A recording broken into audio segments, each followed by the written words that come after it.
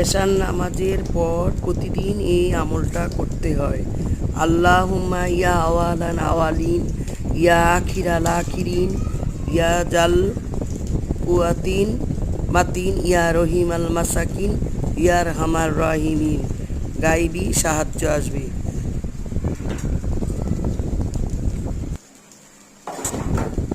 খাওয়ার শুরুতে পড়তে হবে মাঝে মাঝে আল্লাহুম্মা লাকাল হামদু আলাকাশ শুকুর, ইয়া ওয়াজিদু ইয়া মাজিদু, ইয়া জাল জালালি ওয়াল ইকরাম।